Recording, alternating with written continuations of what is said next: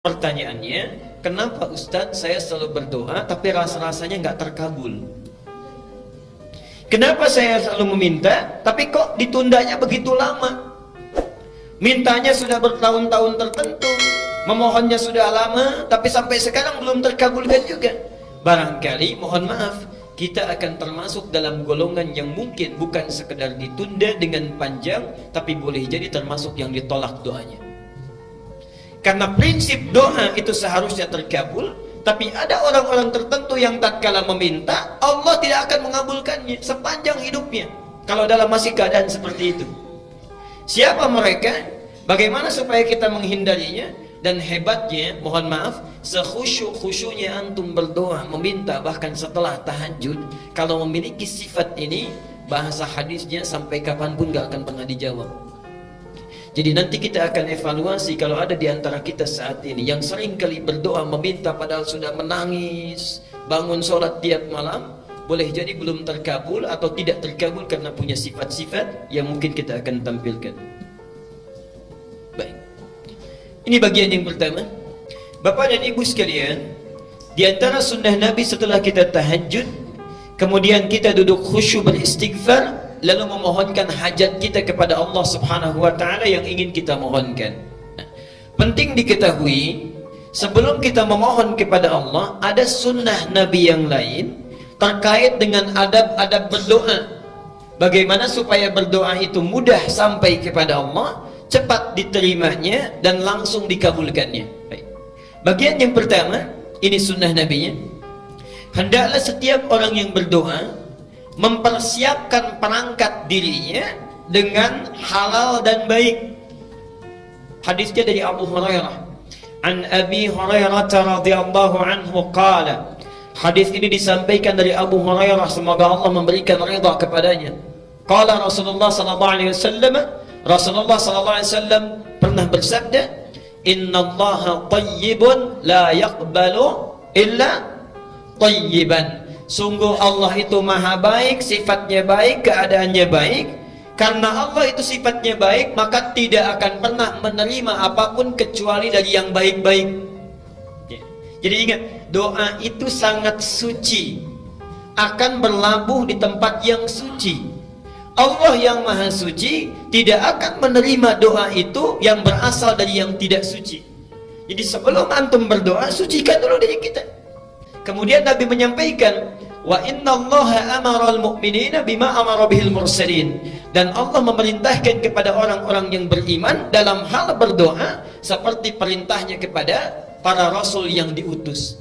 Kenapa doa disandingkan dengan iman? Ingin menunjukkan pesan bahwa satu, hanya orang yang punya keimanan yang kuat yang mau khusyuk berdoa kepada Allah. Artinya kalau antum dalam hidup tidak pernah berdoa, ada sesuatu yang salah dalam imannya. Dan yang terakhir, perhatikan, setelah membacakan dua ayat Quran, ada yang menarik. Di antara syarat diijabah doa dengan cepat, orang yang dalam keadaan safar. Yang kedua, ini yang paling hebat, dan ini yang harus betul-betul kita renungkan dan praktekkan.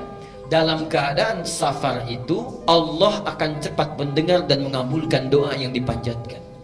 Nah, orang ini sudah memenuhi syarat yang pertama, doanya mesti terkabul, yultilus safar. Tidak cukup dengan itu, asy'atha aghbara. Dan subhanallah, saking capeknya sampai pakaiannya sudah kumal, wajahnya sudah berantakan penuh dengan debu. Jadi orang ini datang jauh-jauh untuk berdoa mendekat kepada Allah. Satu perjalanan yang dikabulkan, safarnya, doanya cepat dikabulkan oleh Allah, adalah perjalanan yang diniatkan karena Allah Subhanahu wa ta'ala.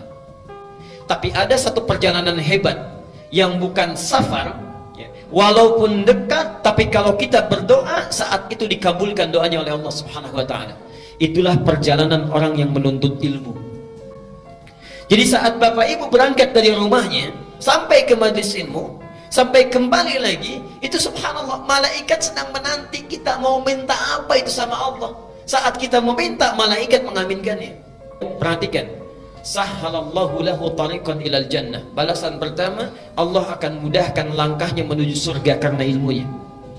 Yang kedua, perhatikan, wa innal malaikata, setiap dia akan berangkat, malaikat itu membentangkan sayapnya ridwan li talibil ilmi, memberikan ridha kepada para penuntut ilmu. Ridhanya malaikat itu punya dua makna. Satu, memohonkan ampunan, al-istighfaru lahu, dan yang kedua, mengaminkan doa setiap yang dimohonkan oleh para penuntut ilmu. Jadi tolong pakai ini sunnahnya. Setiap berangkat dari rumah sampai sini, sampai pulang lagi, gunakan sunnahnya. Jangan cuma di jalan lihat pohon bagus, dikomentari bagus. Lihat rumah orang-orang yang bangun, kita yang komentar. Lihat orang jalan olahraga, kita bawakan, sampaikan pada teman. Duh, orang itu ya jam segini olahraga, harusnya taklim. Udah ria tuh.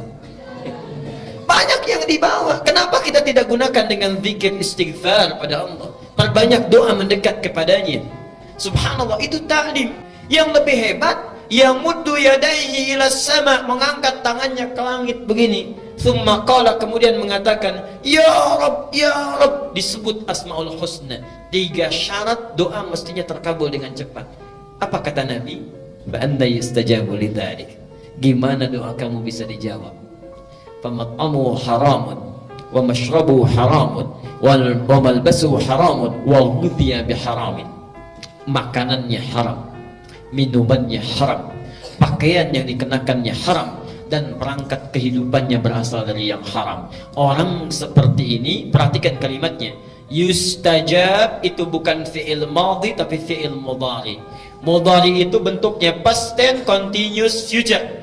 Jadi orang ini kapanpun meminta, sesulit apapun, menangis darah apapun, gak akan pernah dijawab oleh Allah Subhanahu wa ta'ala selama perangkat hidupnya itu haram.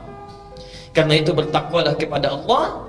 Kita berhenti dulu di bagian yang pertama ini. Jadi kalau antum ingin segera dikabulkan doa oleh Allah, maka coba lihat diri kita sebelum berdoa. Ada yang haram tinggalkan, yang kurang perbaiki, yang sudah bagus pertahankan dalam kehidupan.